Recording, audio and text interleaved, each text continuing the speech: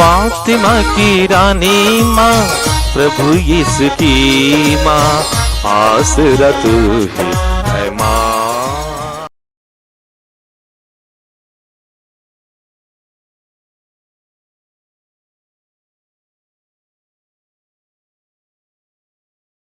पहला पाठ नबी दानियल का ग्रंथ, अध्याय 7, पद संख्याएं 13 से 14 तक। मैं रात का दृश्य देख रहा था और देखो, आकाश के बादलों पर मानव पुत्र जैसा कोई आया। वह वयोवृद्ध के यहाँ पहुंचा और उसके सामने लाया गया। उससे प्रभुत्व, सम्मान तथा राजत्व दिया गया। सभी देश, राष्ट्र और भिन्न भिन्न भाषा भाषी उसकी सेवा करेंगे।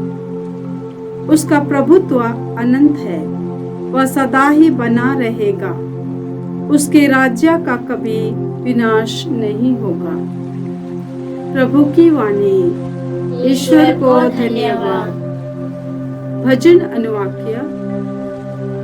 प्रभु प्रताप से विभूषित होकर राज्य करता है।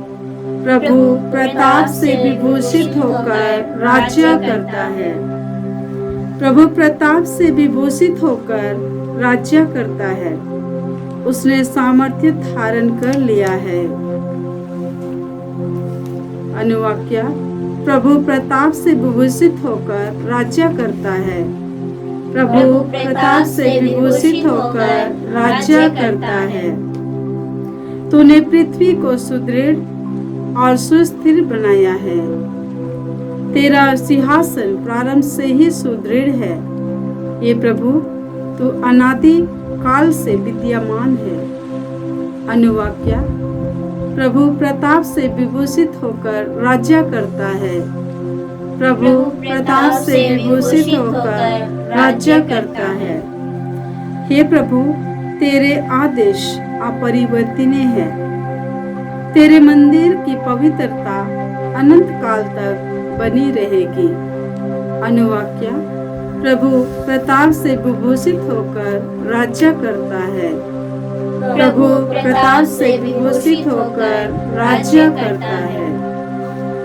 दूसरा पाठ प्रकाशना ग्रंथ, अध्याय 1, पद संख्याएं 5 से 8 तक। पृथ्वी के राजाओं के अधिराज ने हम याजकों का राजवंश बना दिया है। प्रभु यीशु मसीह आप लोगों को कृपा और शांति प्रदान करे। वह विश्वसनीय साक्षी, पुनर्जीवित, मृतकों में से पहलौटे और पृथ्वी के राजाओं के अधिराज है। वह हमको प्यार करते हैं। उन्होंने अपने रक्त से हमें पापों से मुक्त किया है और अपने ईश्वर और पिता के लिए हमें याजकों का राजवंश बना दिया है। उनकी महिमा और उनका सामर्थ्य अनंत काल तक बना रहे। आमीन। देखो, वही बादलों पर आने वाले हैं। सब लोग उन्हें देखेंगे। जिन्होंने उनको छेदा है वे भी उन्हें देखेंगे और पृथ्वी के सभी राष्ट्र उन पर विलाप करेंगे। यह निश्चित है। आमीन। जो है, जो था और जो आने वाला है, वही सर्वशक्तिमान प्रभु ईश्वर कहता है, अल्फा और मेघा, आदि आरंभ मैं हूँ। यह प्रभु की वाणी है। ईश्वर को धन्यवाद। जय घोष। Hallelujah, hallelujah. धन्य है वह जो प्रभु के नाम पर आते हैं। धन्य है हमारे पिता दाऊद का आने वाला राज्य। हालेलुया। प्रभु आप लोगों के साथ हो और आपके संत योहन के अनुसार प्रभु यीशु ख्रिस्त का पवित्र सुसमाचार। हे प्रभु, तेरी महिमा हो। अध्याय 18, पद संख्याएं 33 से 37। पिलातुस ने यीशु से कहा, क्या तुम यहूदियों के राजा हो? यीशु ने उत्तर दिया, क्या आप अपनी ओर से कहते हैं या दूसरों ने आपसे मेरे विषय में यह कहा है? पिलातुस ने कहा, क्या मैं यहूदी हूँ? तुम्हारे ही लोगों ने और महायाजकों ने तुम्हें मेरे हवाले कर दिया है। तुमने क्या किया है? यीशु ने उत्तर दिया, मेरा राज्य इस संसार का नहीं है। यदि मेरा राज्य इस संसार का होता तो मेरे अनुयायी लड़ते और मैं यहूदियों के हवाले नहीं किया जाता, परंतु मेरा राज्य यहाँ का नहीं है। इस पर पिलातुस ने उनसे कहा, तो तुम राजा हो? यीशु ने उत्तर दिया, आप ठीक कहते हैं, मैं राजा हूँ। मैं इसलिए जन्मा और इसलिए संसार में आया हूँ कि सत्य के विषय में साक्ष्य दूं। जो सत्य के पक्ष में है वह मेरी सुनता है।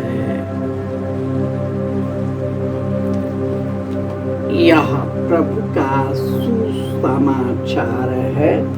हे क्रिस्त तेरी स्तुति हो। ख्रिस्त में प्यारे भाइयों और बहनों, प्रभु प्रताप से विभूषित होकर राज्य करता है। उसके हाथों में सामर्थ्य है। उसी ने पृथ्वी को सुदृढ़ व्यवस्थित किया। उसका सिंहासन प्रारंभ से सुदृढ़ है। वह आदि और अनंत ईश्वर है। वह उसकी पवित्रता अनंत काल तक बनी रहती है। ईश्वर का वचन कहता है एफेसियों के अध्याय में कि ईश्वर ने यीशु के द्वारा सब कुछ बनाया।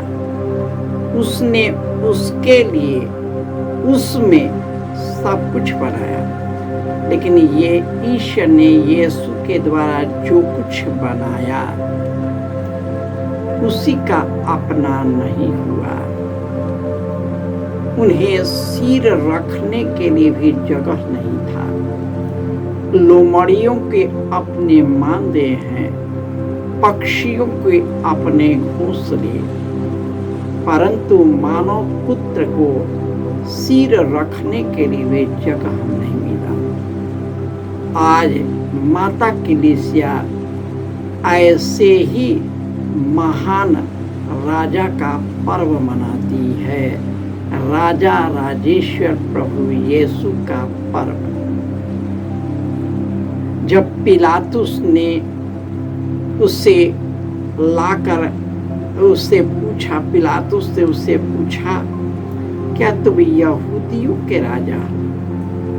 उसने स्वीकार किया, लेकिन मेरा राज्य इस संसार का नहीं है। अनंत काल तक बनने वाला उस राज्य का अधिकारी हूँ जो ईश्वर ने संसार की सृष्टि से पहले मुझे सौंपा है। यदि मैं इस संसार का होता तो मैं यहूदियों के हवाले नहीं किया जाता, लेकिन मैं इस संसार का नहीं हूँ। आज के पहले पाठ में दानियल यीशु के जन्म से पहले रात के समय यह दृश्य देखता है कि बादल, आकाश के बादलों पर मानव पुत्र जैसा कोई वयोवृद्ध उसके पास आया। उसके हाथों में प्रभुत्व समान राजस्व था और वह कोई नहीं, यीशु ही था। यीशु के जन्म से पहले दानियल स्वर्ग में यीशु को देखता है, जो संसार की सृष्टि से पहले विद्यमान है। वही यीशु जो इस दुनिया में आया, हमें इतना प्यार किया कि अपने रक्त के द्वारा हमारे पापों को से मुक्त किया और उसने हमें भी अपने साथ राजवंश बना दिया है, जिसका सत्ता अनंत काल तक सदा सर्वदा बना रहेगा। आज मनुष्य किसको राजा मानता है? वही जो लोगों को हड़प कर राजा बन चुका है। उसका ऐश, उसका राजस्व सब मनुष्य के द्वारा छीना गया है। वह अपनी शक्ति लोगों पर प्रदर्शित करता है, खून खराबा करता है, निर्दोषों को मरवा देता है। वो जो चाहता है वही करता है। यीशु वह राजा है जिसने पिता की इच्छा पूरी किया है, और जो भी पिता की इच्छा पूरी करता है उसी को अनंत जीवन प्राप्त है। यीशु कहते, जो मुझे प्रभु प्रभु कहकर पुकारता है, मैं उसका नहीं सुनता। जो मेरे स्वर्गीय पिता की इच्छा पूरी करता है उसी को मैं सुनता हूँ। जब यीशु से कहा गया कि आपकी माता और आपके भाई आपका इंतजार कर रहे हैं, तो यीशु ने कहा, कौन है मेरी माता? कोई है मेरे भाई बंधु। जो मेरे वचन को सुनता, उसका पालन करता है, वही मेरे माता पिता भाई बंधु। माँ मरियम ईश्वर की इच्छा पूरी किया। वह हमेशा ईश्वर के अनंत प्रेम में बनी रहती थी, भक्ति में बनी रहती थी। दुख के समय में सब कुछ ईश्वर को समर्पित करती थी।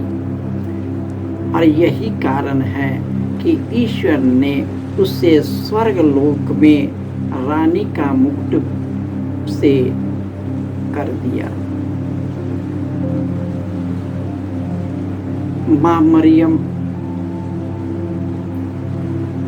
स्वर्ग में रानी का मुकुट पा लिया, और यीशु पूरे दुनिया का मुक्तिदाता बनकर पूरे मनुष्य का न्यायकर्ता बन गया।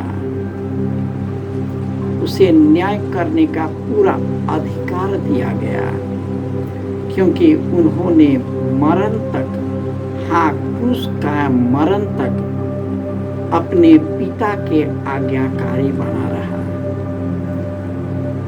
और जो भी यीशु के आज्ञाओं का पालन करता है, उसके मार्ग पर चलता है, पिता उससे प्यार करेगा और प्रभु यीशु उसमें हमेशा निवास करेगा, और वह अपने राज्य में ले जाएगा, जिस राज्य का कभी अंत नहीं होगा। आज हम लोग संकल्प करें कि हम किस राज्य को चुनेंगे, संसार का राज्य या ईश्वर का राज्य। आपके सामने जो भी ईश्वर ने बनाया सबकी भलाई के लिए बनाया, और ईश्वर ने सबके लिए बनाया।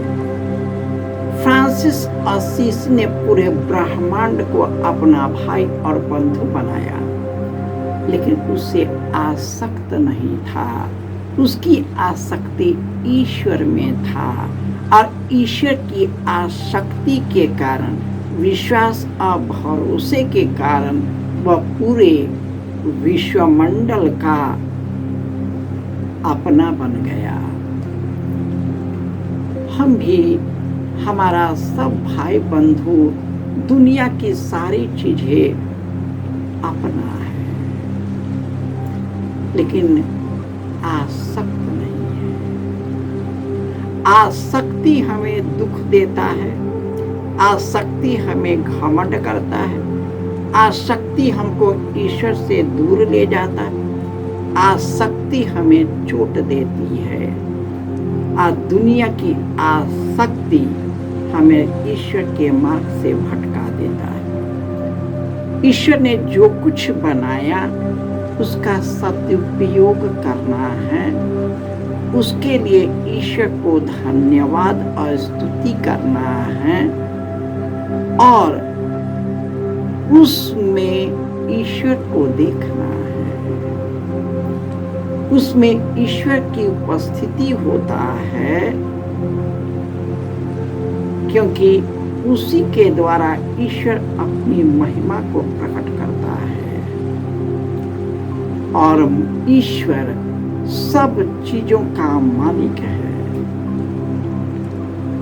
और उसी ईश्वर को हम प्यार करते हैं जो हमें बेहद प्यार किया है, अपने पुत्र यीशु के रक्त द्वारा हमारा मुक्ति किया है, अपना बना लिया है, नवजीवन प्रदान किया है, स्वर्ग राज्य से भर दिया है, पवित्र आत्मा को हमें प्रदान किया है, ताकि हम यीशु से जुड़कर स्वर्ग के वासी बने, ऐसा वासी जिसका कभी अंत न हो।